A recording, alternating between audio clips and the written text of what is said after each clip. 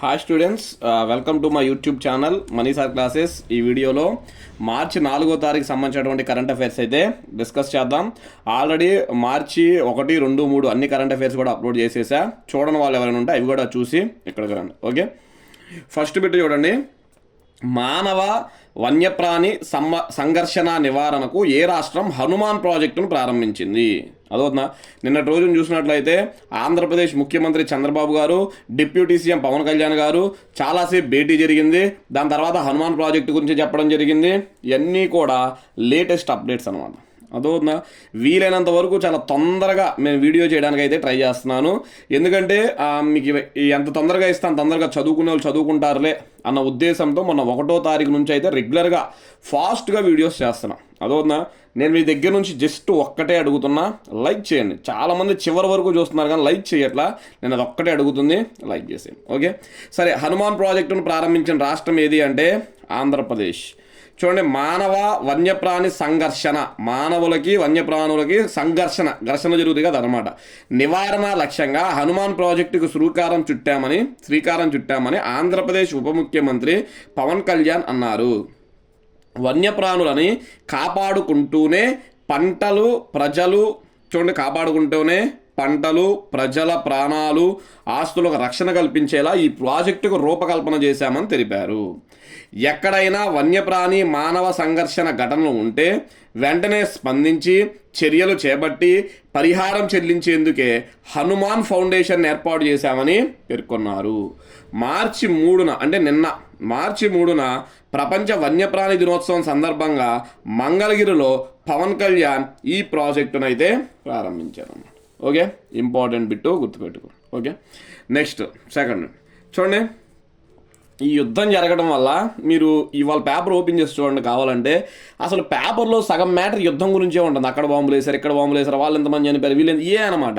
National paper 1, national paper 2 రెండిట్లో కూడా అయ్యే మ్యాటర్ అనమాట.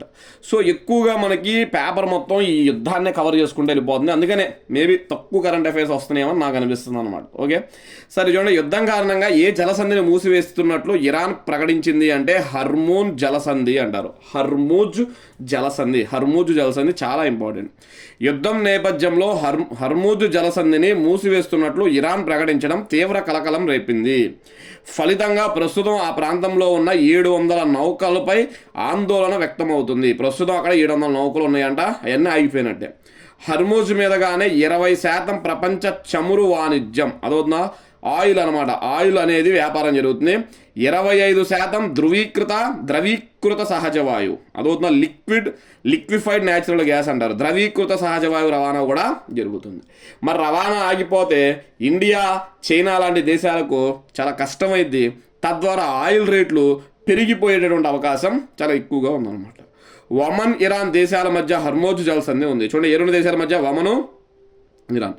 హర్మూజు 161 కిలోమీటర్ల పొడవు, 33 కిలోమీటర్ల వెడల్పుతో ఉంటుంది. ఇవన్నీ వాళ్ళ ఈనాడు పేపర్లో వేసినటువంటి ముఖ్యమైన కరెంట్ అఫైర్స్ అన్నమాట. ఓకే, నెక్స్ట్ దాని తర్వాత 3వది.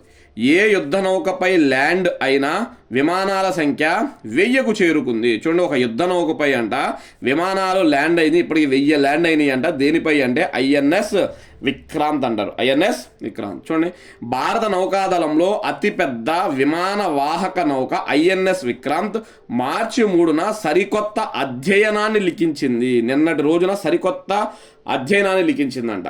దీని మీద ల్యాండ్ అయిన విమానాల సంఖ్య 1000కు చేరడంతో సరికొత్త రికార్డును సాధించిందని నేవీ వర్గాలు తెలిపాయి. చూడండి, ఇప్పటివరకు ఐఎన్ఎస్ విక్రాంత్ మీద 1000 విమానాలు ల్యాండ్ అయినాయి. ఓకే, దేశ చరిత్రలో మొట్టమొదటిసారిగా 1000 విమానాలు ల్యాండ్ అయిన యుద్ధ నౌక ఇదే. ఫస్ట్ టైం 1000 విమానాలు దిగినటువంటి యుద్ధ నౌక అదేనంట. ఓకే, నెక్స్ట్ దాని తర్వాత చూడండి 4. జాతీయ భద్రతా దినోత్సవం, నేషనల్ సేఫ్టీ డే అంటారు. నేషనల్ సేఫ్టీ డే ఏ రోజు అంటే మార్చి 4వ తారీఖు. ఎప్పుడు? మార్చి 4. జాతీయ భద్రత, ప్రజారోగ్యం, పర్యావరణ రక్షణ ధ్యేయంగా నేషనల్ సేఫ్టీ కౌన్సిల్ ఆఫ్ ఇండియాను 1966 మార్చి 4న ఏర్పాటు చేశారు. చూడండి, నేషనల్ సేఫ్టీ కౌన్సిల్ ఆఫ్ ఇండియాను 1966 మార్చి 4న ఏర్పాటు చేశారు. దీని ఏర్పాటుకు గుర్తుగా ప్రతి సంవత్సరం మార్చి 4న జాతీయ భద్రతా దినోత్సవాన్ని నిర్వహిస్తారు. భద్రతపై విస్తృత ప్రచారం కల్పించాలనే లక్ష్యంతో ప్రతి సంవత్సరం మార్చి 4 నుండి 11 వరకు జాతీయ భద్రతా వారోత్సవాలనైతే నిర్వహిస్తారు. చూడండి, నేషనల్ సేఫ్టీ డే ఎప్పుడు అంటే మార్చి 4, నేషనల్ సేఫ్టీ వీక్ ఎప్పుడు అంటే మార్చి 4 నుంచి 11. మరి థీమ్స్ కూడా మనకి ఈ మధ్య ఎగ్జామ్స్లో అడుగుతున్నాడు కాబట్టి చూసుకోవాల్సింది. 2026 theme engage, educate, empower people to enhance safety. Engage, educate and empower people to enhance safety అనేది ఈ ఏడాది యొక్క థీమ్ అనమాట. ఓకే, నెక్స్ట్ దాని తర్వాత చూడండి 5, యూట్యూబ్లో ప్రధాని మోడీ సబ్స్క్రైబర్స్ సంఖ్య ఎంతకు చేరింది. చూడండి, యూట్యూబ్ అనమాట. ఏంటిది? యూట్యూబ్, ఇక్కడ మిస్టేక్ పడింది టైపింగ్. యూట్యూబ్లో ప్రధాని మోడీ సబ్స్క్రైబర్ల సంఖ్య ఎంతకు చేరుకుంది అంటే 30 మిలియన్స్ అంట. 30 మిలియన్స్కి అయితే చేరుకుందంట. ప్రధాని మోడీకి దేశంలోనే కాకుండా విదేశాలలోనూ చాలా మంది అభిమానులు ఉన్నారు. బయటే కాకుండా సామాజిక మాధ్యమాల్లో కూడా ఆయన హవా కొనసాగుతుంది. తాజాగా ప్రముఖ వీడియో స్ట్రీమింగ్ ప్లాట్ఫామ్ యూట్యూబ్లో మోడీ ఛానల్ సబ్స్క్రైబ్స్ 30 మిలియన్స్ అంటే 3 కోట్లు అయితే దాటింది. దీంతో ఈ వేదికపై ప్రపంచంలోనే అత్యధిక మంది సబ్స్క్రైబర్స్ ఉన్న రాజకీయ నేతగా మోడీ రికార్డు సృష్టించారు. 2వ స్థానంలో బ్రెజిల్ మాజీ అధ్యక్షుడు జైర్ బోల్సోనారో ఉన్నారు. చూడండి, బ్రెజిల్ మాజీ అధ్యక్షుడు 2nd ప్లేస్లో ఉన్నాడంట. మన ప్రధాని మోడీ రాజకీయ నేతల్లో 1st ప్లేస్లో అయితే ఉన్నాడంట. ఓకే, నెక్స్ట్ దాని తర్వాత చూడండి 6వ బిట్. విద్యార్థుల ఆధార్ బయోమెట్రిక్ ఎన్ని కోట్లకు చేరిందని అధికారికంగా ప్రకటించారు. చూడండి, విద్యార్థుల ఆధార్ బయోమెట్రిక్ అంట ఎన్ని కోట్లకు చేరిందంటే 1.2 crores. భారత విశిష్ట గుర్తింపు ప్రాధికార సంస్థ, దీన్నే యూడిఏ అంటారు. ఇంగ్లీష్లో అయితే unique identification authority of India అంటారు అనమాట. ఓకే, తెలుగులో అయితే భారత విశిష్ట గుర్తింపు ప్రాధికార సంస్థ కీలక మైలురాయికి చేరుకుంది. దేశంలో ఉన్న 1,00,000కు పైగా పాఠశాలల్లో ఆధార్ బయోమెట్రిక్ అప్డేట్ పూర్తయినట్లు అధికారికంగా వెల్లడించింది. చూడండి, పాఠశాలల్లో ఆధార్ బయోమెట్రిక్ వీళ్ళే చేస్తున్నారు. గత ఏడాది అక్టోబర్ నుంచి బయోమెట్రిక్ అప్డేట్ను యూడిఏఐ ప్రారంభించింది. ఇందులో భాగంగా 7 నుంచి 15 ఏళ్ల విద్యార్థులు, గుర్తుపెట్టుకోండి, 7 నుంచి 15 ఏళ్ల విద్యార్థులకు ఉచితంగా ఆధార్ వివరాలను అప్డేట్ చేయనుంది. దాదాపు 1.2 కోట్ల మంది విద్యార్థుల బయోమెట్రిక్ అప్డేట్లను పూర్తి చేసినట్టు యూడిఏఐ సంస్థ అధికార ప్రకటన అయితే చేసిందన్నమాట. ఓకే, ఇది కూడా మనకి చాలా ఇంపార్టెంట్ బిట్టే, గుర్తుపెట్టుకోండి. నెక్స్ట్ దాని తర్వాత 7 చూడండి, నెక్స్ట్ 7 లోక్సభ సభా హక్కుల కమిటీ చైర్పర్సన్గా ఎవరు నియమితులయ్యారు. చూడండి, లోక్సభ సభా హక్కుల కమిటీ చైర్పర్సన్గా ఎవరు నియమితులయ్యారు అంటే రవిశంకర్ ప్రసాద్. లోక్సభ హక్కుల కమిటీని, దీన్ని ప్రివిలేజెస్ కమిటీ అంటారు. అదొన్న లోక్సభ సభా హక్కుల కమిటీనే ప్రివిలేజెస్ కమిటీ అంటారు. ఈ కమిటీని స్పీకర్ ఓం బిర్లా ఏర్పాటు చేశారు. ఓం బిర్లా స్పీకర్ దేనికుంటాడు? లోక్సభకి ఉండేవాడిని స్పీకర్ అంటారు, రాజ్యసభకు ఉండేవాడిని చైర్మన్ అంటారు అనమాట. ఓకే, ఓం బిర్లా ఏర్పాటు చేశారు. బీజేపీ ఎంపీ, కేంద్ర న్యాయశాఖ మాజీ మంత్రి రవిశంకర్ ప్రసాద్ కమిటీ చైర్పర్సన్గా నియమితులయ్యారు. ఈ ప్రివిలేజెస్ కమిటీ చైర్మన్ ఎవరు అంటే Ravishankar Prasad.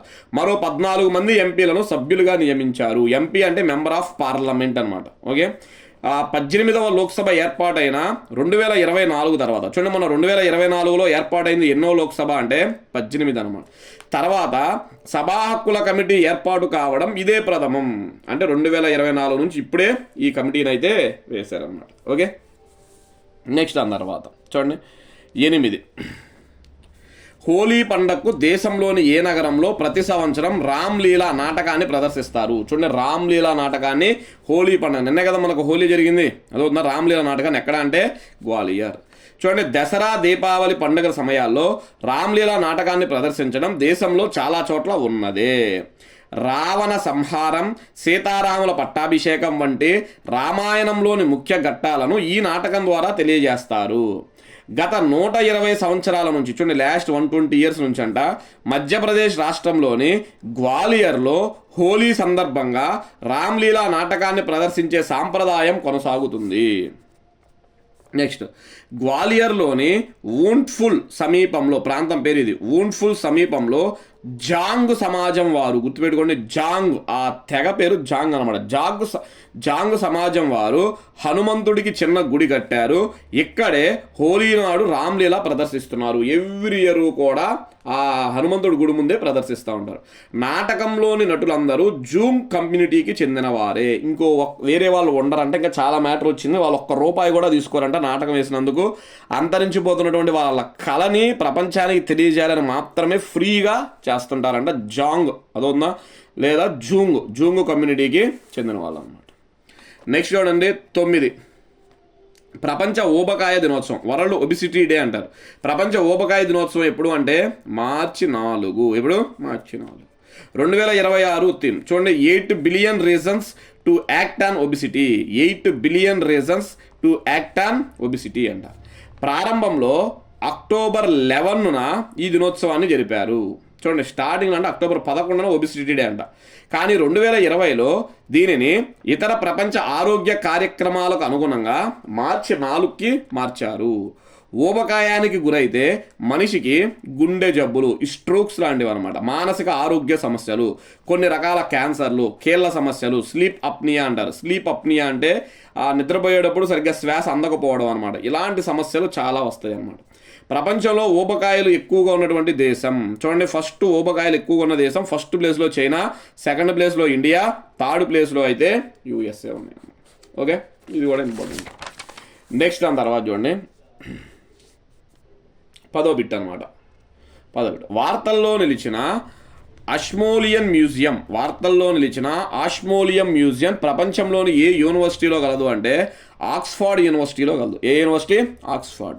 United Kingdom, UK అంటారు. యునైటెడ్ కింగ్డమ్ దేశంలోని ఆక్స్ఫర్డ్ విశ్వవిద్యాలయంలో, అదవుతుందా, ఆక్స్ఫర్డ్ విశ్వవిద్యాలయంలో ఉన్న ఆష్మోలియన్ మ్యూజియం 16వ శతాబ్దపు చూడండి ఆయన పేరు సెయింట్ తిరుమన్కై ఆల్వార్, అదవుతుందా, సెయింట్ తిరుమన్కై ఆల్వార్ కాంస్య విగ్రహాన్ని అధికారికంగా భారతదేశానికి తిరిగిచ్చింది. చూడండి, బ్రిటన్ దేశంలోని ఆక్స్ఫర్డ్ యూనివర్సిటీలో ఆష్మోలియన్ మ్యూజియం ఒకటి ఉంది. అక్కడ ఒక కాంస్య విగ్రహం ఉంది. ఎవరిది? సెయింట్ తిరుమన్కై ఆల్వార్ అనే వ్యక్తి విగ్రహం ఉంది, కాంస్య విగ్రహం.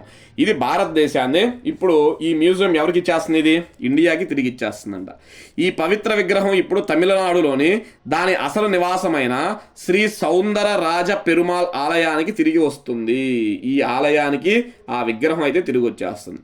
ఈ విగ్రహాన్ని 1967లో వేలంపాటలో ఏది మ్యూజియం, ఆష్మోలియన్ మ్యూజియం అయితే సొంతం చేసుకుంది. చూడండి, ఇక్కడ వేలంపాటలో ఆష్మోలియన్ మ్యూజియం అయితే సొంతం చేస్తుంది అన్నమాట. ఓకే, నెక్స్ట్ దాని తర్వాత చూడండి లాస్ట్ బిట్టు 4వ తారీఖు సంబంధించి. భారత సైన్యం మరియు లడక్ అటవీ శాఖ వేటిని రక్షించడానికి ఒప్పందాలు చేసుకున్నాయి? భారత సైన్యం మరియు లడక్ అటవీ శాఖ వేటిని రక్షించడానికి ఒప్పందాలు చేసుకున్నాయి అంటే మంచు చిరుతలను రక్షించడానికి ఒప్పందాలు చేసుకున్నాము.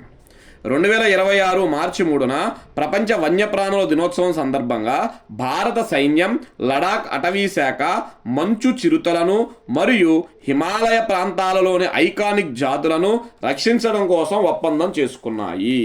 ఎవరు? ఇండియన్ ఆర్మీ అండ్ ఏంటిది లడాక్ ఫారెస్ట్ డిపార్ట్మెంట్ అనమాట. వీళ్ళిద్దరూ కూడా ఒప్పందం చేసుకున్నారు. భారతదేశంలో మంచు చిరుతలు ఎక్కువగా లడాక్, హిమాచల్ ప్రదేశ్, ఉత్తరాఖండ్, సిక్కిం మరియు అరుణాచల్ ప్రదేశ్ రాష్ట్రాలలో ఉన్నాయి. ఎందుకంటే మనకి హిమాలయాలు అక్కడే కదా ఎక్కువ కనిపించాయి, అందుకని మంచు చిరుతలు అక్కడే ఉంటాయి అనమాట. భారతదేశంలో అతిపెద్ద నేషనల్ పార్క్ ఏది అంటే హెమీస్ నేషనల్ పార్క్. ఇది ఇంపార్టెంట్. భారతదేశంలో పెద్ద నేషనల్ పార్క్ ఏంటి? హెమీస్ నేషనల్ పార్క్, లడాక్ అనమాట. భారతదేశంలో మంచు చిరుతలు ఎక్కువగా కలిగిన నేషనల్ పార్క్ ఏదన్నా కూడా మనకి హెమీస్ నేషనల్ పార్క్ అన్నమాట. ఓకే, ఇవి స్టూడెంట్స్ మనకి ప్రధానంగా మార్చి 4వ తారీఖుకి సంబంధించినటువంటి కరెంట్ అఫైర్స్. ఓకే, చూడండి చాలామంది కామెంట్స్ రూపంలో నాకు కొన్ని సజెషన్స్ కూడా ఇస్తున్నారు. నేను నిజంగా వాటిని యాక్సెప్ట్ చేస్తున్నాను. మీకు కూడా అంటే ఇలా చెప్పండి సార్, ఇలా కావాలి సార్, ఇవి కావాలి సార్ అంటే నాకు ఖచ్చితంగా అయినంత వరకు మీకు బెస్ట్ ఇవ్వడానికైతే నేను ట్రై చేస్తున్నా. No problem. మీకు ఏం కావాలి, ఎలా కావాలనేది నాకు ఒక కామెంట్ రూపంలో అయితే తెలియజేయండి. నేను మీకు 100% అలా ఇవ్వడానికి ట్రై చేస్తా, రిప్లై ఇవ్వడానికి కూడా చూస్తా. Okay, thank you.